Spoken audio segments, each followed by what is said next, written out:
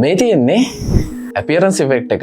ඒ වගේම මේ විදිහට තමයි අපි අපේ free video edit එක පාවිච්චි කරලා මේ effect එකත් ලේසියෙන්ම හදාගන්න. මුලින්ම ඔයාලට මේ effect එකෙන් පෙන්වන්න ඕන කරන product එක ඔයා මේ විදිහට අතේ තියාගෙන ඉන්න. ඊට පස්සේ ඒක පොඩ්ඩක් පහළට අරගෙන මේ විදිහට අත කරකවන්න. දැන් මේ ගානට මත තියාගෙන product එක බිමට දාන්න. දැන් අත ඒ විදිහටම තියාගෙන සම්පූර්ණයෙන්ම කරකවන්න. ඔයාගේ අතේ තියෙන දේ බිමට දාද්දි මතකතුව මෙට්ටයක් වගේ දෙයක් කලින් බිමට දාලා තියාගන්න. හරි එහෙනම් එච්චරයි. දැන් අපේ රෙකෝඩින් පාර්ට් එක ඉවරයි. දැන් අපිට තියෙන්නේ ලේසිම පාර්ට් එක. මුලින්ම වීඩියෝ එඩිටර් එක ඕපන් කරගන්න. ඊට පස්සේ මෙතන new project එකක් create කරගන්න. ඊට පස්සේ අපේ clip එක මේ විදිහට select කරලා timeline එකට දාගන්න. දැන් මේ විදිහට timeline එක ඉස්සරහට ගිහිල්ලා ඔයාලගේ අතට product එක වැහෙන හරියෙන් මෙන්න මේ වගේ හරියෙන් cut එකක් දාගන්න.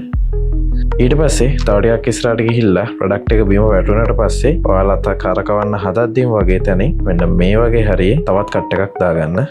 දැන් අපි මේ හදාගත්ත ක්ලිප් එක එක්ස්පෝර්ට් කරගන්න.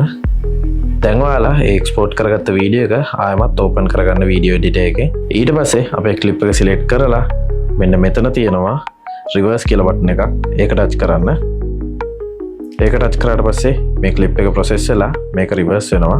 ඊට පස්සේ ආයෙමත් ක්ලිප් එක සිලෙක්ට් කරලා මෙන්න මෙතන ස්පීඩ් කියන එකට යන්න. ස්පීඩ් වල කස්ටම් එකට යන්න.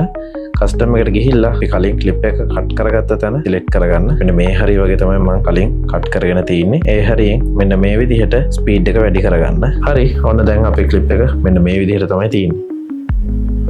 දැන් එහෙනම් ඔයත් දන්නවා